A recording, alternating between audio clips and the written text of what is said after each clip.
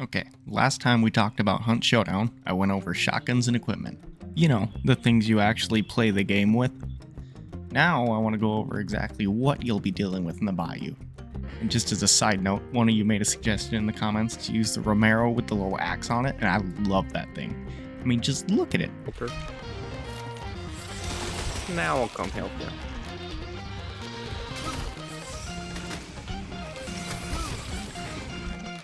Isn't that just swell? The bayou has multiple threats to worry about besides other hunters, from stinky girls. Reach for my neck, you'll get turned into an example. To cute puppies to the literal spawn of Satan, there's more than enough to make your little white shirt heads explode. I'm gonna be rusty. Oh yeah, that's fine though. Get a little WD-40, we good to go. With that WD, I'll put some kerosene on it, that'll fix it. Get that rust out of there. Oh yeah, I'll strike the match. Yeah, you be good to go. Right as rain. There's three main types of enemies in this game: bounty targets, marked, and pack enemies. We'll start with the easy ones, the marked. Now forgive me, I played a lot of Destiny 2, so I tend to refer to them as ads, but these guys are your general mob enemies scattered around the map. First up to bat is the grunt. These are pretty much zombies with a few unique traits. Grunts are easy to take out when they're alone, but in a group they can be a problem. Some grunts carry lanterns that can light you on fire or knives to cause bleeding, and that can really mess up that nice white shirt of yours. Others carry guns that go off when they strike you, alerting other hunters to your presence. They generally can be taken down pretty quickly with a melee weapon or a shot to the head, although I wouldn't recommend that second option unless you have a bow or silencer. Look what I got. Nice, that was really anticlimactic. Good job, buddy. Next up on the list is the armored. Armoreds are average-sized humans with hard plates of chitin growing out of them. Chitin? Chitin? I'm going with chitin. And one large claw. Their tough armor gives them a buff against bullets and will eat up your ammunition faster than a Midwest dad at a fleet farm. They are weak to melee attacks, especially bladed weapons, and burn up pretty quick with any amount of fire. Watch out for the Concertina armored. He's a special kind that resists melee, the opposite of the regular, and will cause bleeding if you get close to him. Shotguns usually hit him pretty hard though. Pro tip, if you use literally any form of poison damage on either of these guys, they go down like a sack of potatoes. What is this? Fucking doing a little double shotgun like good old days Fortnite. I don't like the double barrel, but I do see the idea of two barrels. Mm-hmm. The natural progression from the armored is the meathead. This hulking mass of meat and leeches is very tanky, having resistances to fire, poison, blunt, and pierce, along with having a large health pool makes it feel like a chore to take down. It is the definition of a bullet sponge. Contrary to its name, the meathead has no head, so no headshots either. It also can't see or hear you, and instead relies on the leeches it spawns in order to detect you. Oh, did I forget to mention it can also detect you if you're poisoned regardless of the source? Despite all of this, there are a few ways to take it down. The meathead is weak to slashing damage, so a good axe or machete will take it out rather quickly. Just mind its overhead swing as it does a ton of damage. Shotguns and explosives are also a solid option to take it out rather quickly.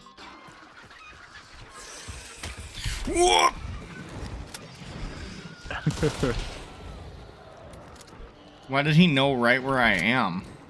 What I've found is a bow or crossbow can take it out in just a few shots and is less resource intensive than the other options due to the ability to retrieve your arrows. But this hulking brute is best avoided if you don't need to fight him. This next one is an annoying class of its own, the Hive.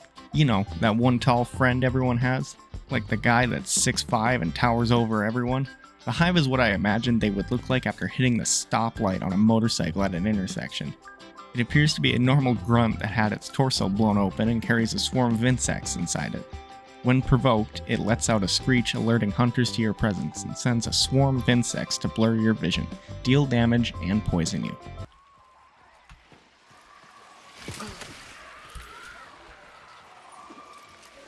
Oh, there's another one. It doesn't have any resistances to speak of other than poison, but the best way to take it out is a quick shot to the head, which is hanging off to the left of it.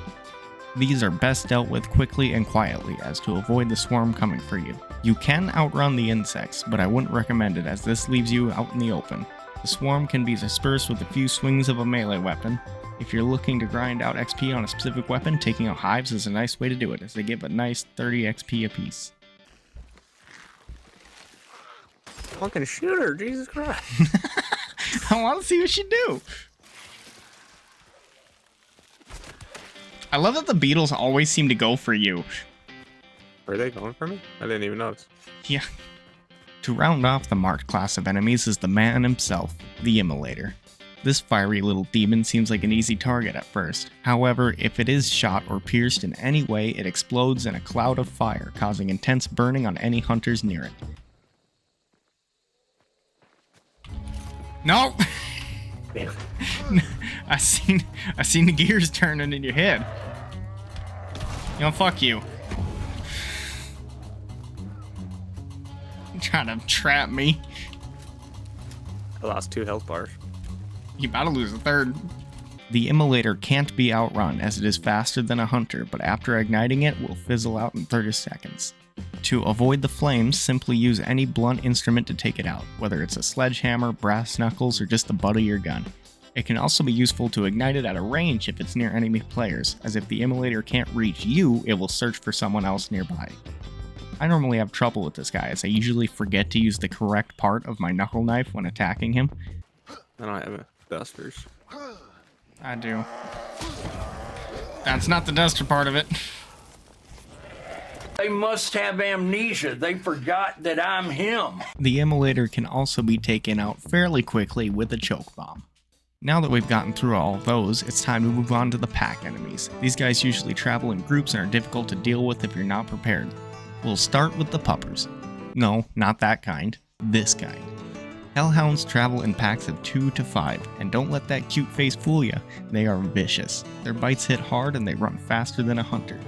Some even have little helmets to protect from headshots. Now on normal hellhounds, the best way to deal with them is a shot to the head, but the helmet ones will ricochet arrows, bolts, compact, and medium bullets. For those kind, a heavy melee swing is best, or just blow them up. It's up to you. I avoid them personally. The other enemy in the pack category is the Water Devil. Appearing as a writhing mass of tentacles, this aquatic horror is actually a colony of worms, though who would have fucking guessed? I mean, look at that thing. It looks like something straight out of Cthulhu's asshole. Anyways, this little devil, no pun intended, lives in the ponds and streams of the bayou, so it isn't a threat on land. It can only be detected by the ripple it makes in the water, followed by a clicking sound.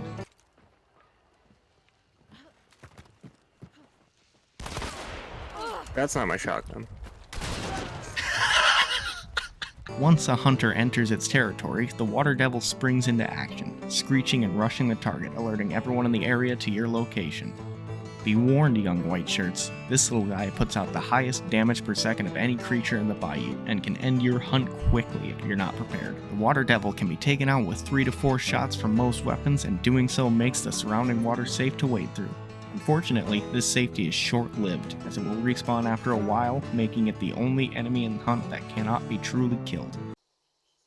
It is a primitive weapon, so to speak. What the DNR deems it anyways. That's what the DNR deems it. You look like you'd be concerned with what the DNR has to say, goddamn. What the fuck is that? You bet fucking $3 I ever spent. Now that we've gotten through all the smaller threats in the bayou, it's time to get what I'm sure everyone has been waiting for, the bounty targets. As of recording of this video, there are 5 total bounties to be claimed and 2 separate types. The regular bounties make up the bulk of it and consist of the Butcher, the Spider, the Assassin, and Scrapbeak, while the only wild bounty is Rotjaw. You remember the Meathead, right? Big dude with slugs, tanky. Well, the Butcher is like the Meathead if the Meathead traded its slugs for fire and cocaine. This hulking abomination, who also has a pumpkin head because the Halloween update is still active, has 2 main attacks, its large hook that does considerable damage up close and sets you on fire, and a fireball that can throw to close down exits or set you ablaze. It is immune to fire and will go into a frenzy once it gets to half health, running faster and generally being more aggressive. Poison ammo is a viable option, as is explosives. 1 large dynamite bundle is enough to take it down, and in fact most bounty targets. And the world spawn axe that you can find lying around does considerable damage to it. Take caution to its flames and be persistent, and the butcher isn't terribly difficult. They're inside now. Run! Run! Hug these trees. Hug them. Give them a kiss. I'm gonna go in them. We need to make sure go in them. All right. Whoa now. That's a charge. Oh, hey, look at that. Okay, infernal bag. Middle of fucking running from guys. Yeah, let me just grab fucking 2 of these real quick. Hold Which on. one is it? Is it Blazeborn or Rampage? Blazeborn. They're Okay, fucking coming. Oh, Jesus. Fucking- if we live, the fact that you stopped at a fucking... Woo! They just walked up onto it. Next up on the chopping block is a spider. This 8-legged nightmare fuel is fast and can crawl on walls, ceilings, and other surfaces. It is truly the thing of my nightmares. I mean, it has literally jump scared me many times. The spider bite deals poison damage, preventing you from healing. It can also spit this poison at you, which is unsettling. At a quarter health, this thing also has a frenzy mode, making it more likely to rush you down and gain damage resistance. It goes without saying, but the spider is immune to poison damage, but it is weak to fire and blunt. And as always, explosives are a good option, but I recommend a flare gun and a sledgehammer to take this guy out. We're gonna move on now, because I hate looking at this thing. It makes me feel itchy.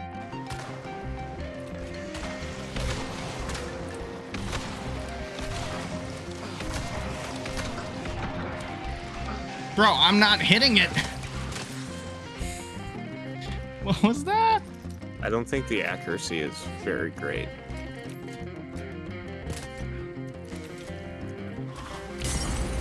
Joke's on you, I don't burn. The assassin is my least favorite bounty target to fight. I would much rather face my fears with the spider than fight this guy. The assassin spends most of the time as a swarm of insects skittering around his lair waiting for the right moment to take form and strike, making him the sneakiest boy of all. He has access to both a melee strike with a bone protruding from his arm as well as the ability to throw it like a javelin. Both attacks hit hard and cause bleeding. Combine this with his attack strategy, making it a very tedious fight. To top it off, his frenzy mode triggers at 75% health. It allows him to make 2 fake copies of himself that seek out hunters and blind them. This guy is unforgiving. Along with making copies, he takes way less damage in his swarm form than he does in person, if you can even call him that. The only tips I have for you is to pick your moments to when he's out of his swarm and throw everything you have at him. Explosives will work like before, but you have to time it just right. Last but not least of the regular bounties is Scrapbeak. Scrapbeak looks just like me when playing Borderlands. He is a humanoid figure with prosthetic legs and a plague doctor's mask. He also has a large backpack on. Don't bother looking for melee weapons around his lair, as this fucking rat has stashed them all away in his backpack. Scrapbeak will use a random melee weapon for attacks, and if he has an axe, can cause bleeding. Just like the assassin, this rusty boy goes into a frenzy at 75% health. Once he does, he drops his melee weapon and 3 other items and pulls out a new one. He also gains 50% damage resist. Oh, and did I forget to mention that his backpack also resists damage and it stacks with his frenzy resistance? He's beefier than he looks. Careful using fire or explosives on him if you want the items he drops. If he's on fire when frenzy hits or is blown up, the items will be unusable. In his frenzy, he moves faster, and directed attacks like gunshots will cause him to throw a concertina bomb in your direction. It is advised to lower him into frenzy with melee and gunfire, then once away from the items, use fire and poison to avoid concertina. We cannot get 2 successful hunts in a row. That's not how this works. I mean, we are recording, so probably not. So the altar's over here, so I don't know. That should mean that he's closer to it. I would guess he's over on that side, but he might be upstairs. No, he's that way. And to finish the video off, we have Lockjaw. Or wait, no, her name is Rotjaw. Blame Super Glenn for that one. Rotjaw isn't like the other bounty targets. She doesn't hide in buildings, but instead is in the swamp. Hell, you don't even know she's in the match until you discover her clue, which only gives off blue particles and dark sight when you're close to it. Following the direction the clues point will lead you to her. Rotjaw is a 20-foot alligator that hides in water and waits to ambush hunters when they enter her area. She has 3 main attacks that all deal considerable damage. Watch out for the charge attack specifically, as it also knocks you down. All of Rotjaw's attacks drain stamina, so melee is especially difficult. Combine this with the small windows where she lets you do damage, and the fact that when she frenzies, she puts black lightning on the ground that drains your stamina and damages you, makes it a difficult fight. However, there is a silver lining. Rotjaw has less overall health than the other bounty targets and is weak to poison. And if you want to go the explosive route, the wax dynamite is the only explosive that works underwater. And that's going to be it for this video. I want to thank everyone for watching. Seems like you guys like my explanation and tip videos, so expect more to come in the future. Tune in next week when I try to fight a gator with a stick.